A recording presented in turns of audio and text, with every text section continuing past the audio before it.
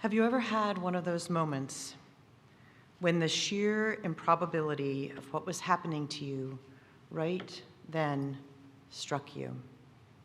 When you wonder what odd set of choices and circumstances gave rise to what was going on right in that moment. And this happened to me last month when I was eating breakfast to the faint, tinny sounds of slot machines, sipping coffee and copying out an invocation in my best handwriting, which for those of you who know me, it's not very good.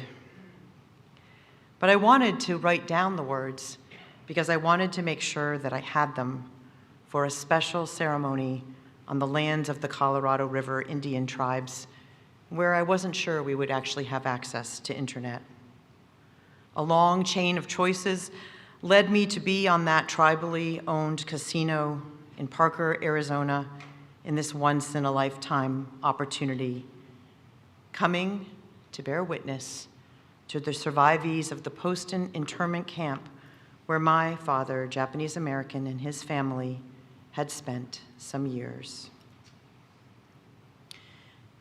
Now, all of us have these choices, perhaps at different scales or in levels of magnitude, opportunities to embrace who we are or not, to keep learning and unpacking our stories or not, choices about whether to encompass the sunny or just the sunny or just the stormy, or both, parts of our own stories and the larger ones, family, community, and cultural, which encompass them. We have, as you see, choices about whether to talk about the places where we are strong or just to talk about the places where we are weak, or to have a dialogue among those places and talk about both. Things we've achieved, and sometimes in certain companies we will talk about the places where we struggle. And it is always my aspiration as your minister that this will be one of those places. A place where we know and recognize that there are no perfect words that exist to name the hardest things that have happened among us.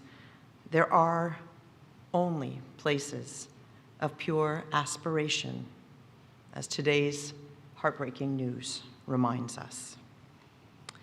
In that spirit, in the company of my imperfect words, I sat in the casino and ate breakfast, preparing for the fact that the under-resourced lands around Parker, Arizona might, in fact, not be friendly to any of my devices, and thinking about this gigantic casino in which I was one of just a few people there, yet another economic development strategy trying to bring some kind of wealth to this very out-of-the-way places. They did not put internment camps in the middle of populated areas. It was very far, 3-hour drive from the Phoenix airport. The entirety of my life seemed to sit with me in that booth as I wrestled with those words. The decision tree of my days, all the choices with their complexity, dined with me at that breakfast, though to an outsider, I dined alone. Author and sociologist Robert Bellah says, "Narrative is the way we understand our lives. Narrative is not the only way we understand not only the way we understand our personal and collective identities, it is the source of our ethics, our politics, and our religion." Jacqueline Lewis, the minister at Middle Collegiate Church in New York City, a church that has strived to be a multiracial and affirming congregation, says, "Our identities are told by stories told about us, around us, and through us. We are living tests formed by multiple, interweaving, competing, and sometimes conflicting stories that we receive from our culture and from our own hearts." So those conflicting stories were with me as we loaded the bus to go to the Tribes Museum, behind which is a tent and some chairs. They were arranged in the back of the store in the parking lot because that was really the only developed space that was available there.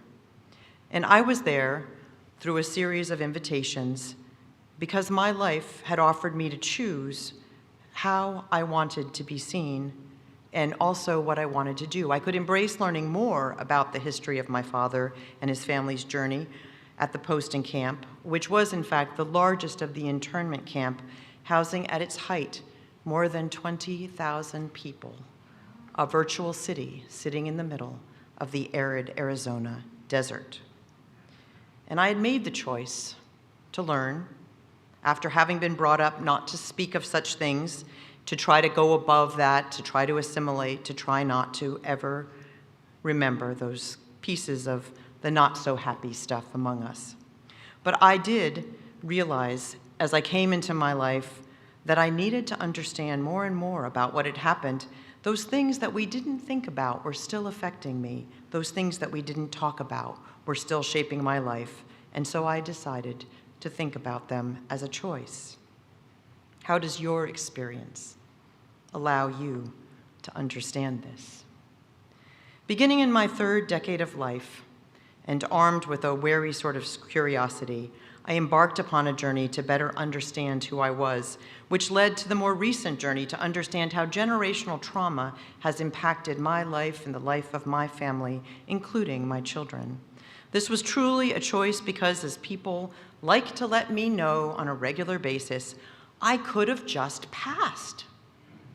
People tell me that all the time. Why didn't you just pass? You could. Well, maybe I could on the outside, but that's not how it works on the inside. As a survivor of the violence and abuse that was the legacy of the place that I was about to visit, I knew that I was still affected. And while according to 23andMe, I am exactly 49% Japanese American, I would still, in that culture as well, be an unwanted impurity. What choice I made would matter, and I always had before me the choice to embrace the truth. What choices have you chosen to embrace that you could have ignored? Troy, and perhaps we could have a few more images. If embracing who we are and the consequence of that was more a part of our lives, I often wonder what our world would look like.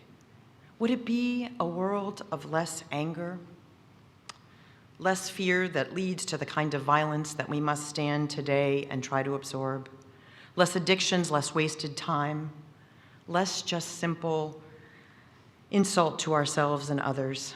So much of my energy, I've come to learn, went into pushing truth away rather than inviting it in. And where, I ask you this morning, is this true for you? I had never been, before this weekend last month, among as large an assemblage of Japanese Americans who were focusing on the history that was before us. I had been in other gatherings, but here was a community that was actually choosing to engage in what was going on. The Japanese American community has been widely documented as one of the ones that has been most affected by intergenerational trauma, yet psychologists and researchers are aware that these complex traumatic responses in this community often go unaddressed because it is a culture which chooses as much as possible to try to look away. Shame and losing face is not appropriate in that culture. One expert I asked about this acknowledged that there was little Japanese American expertise in this area and then made a somewhat scornful reference to this. I was offended at first, but then I realized that shame really is a part of what I was given as part of my heritage from the people who were trying to figure out how to manage to survive. The need to conform and present well kept people from actually exploring, and it was likely that we would be rewarded for assimilating more than actually addressing the issues before them. In this, it seemed to me we had a compounding tragedy, for it meant that the lives that were lived in the kind of violence that accompanied my childhood and the childhoods of so many would be extended. There's a study that is now very famous called the Adverse Childhood Experiences Study. It was actually funded by the CDC and Kaiser.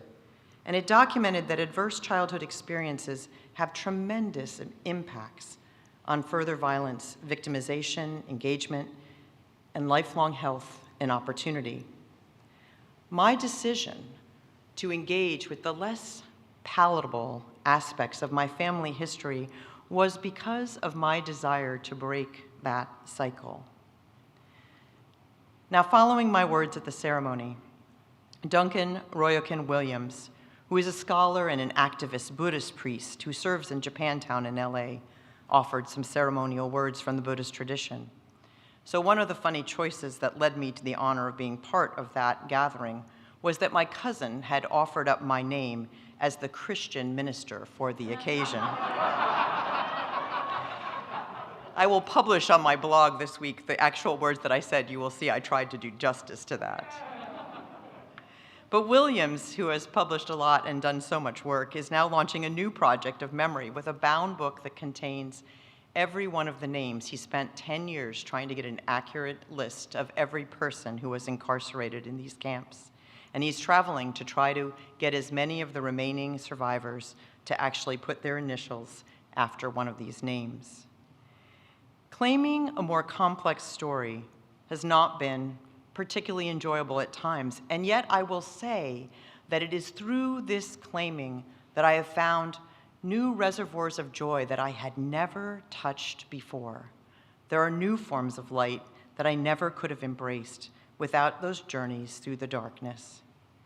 This is true because I've understood the ways that this all lives within my cells and the complexities of that.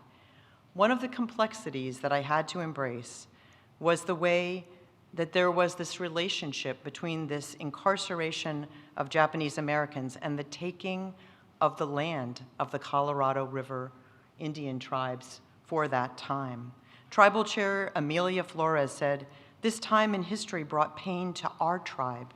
And then she recalled that she lived in one of the barracks that the Japanese Americans were forced to build and didn't even know that history until she became an adult.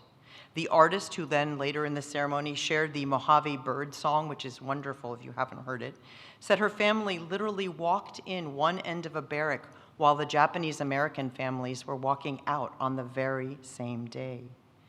And she said, another artist said, the one who led the Navajo ribbon dances, said she also lived in a barracks that was roofless by the time her family lived there, and she never knew about how they came to be or who had built them.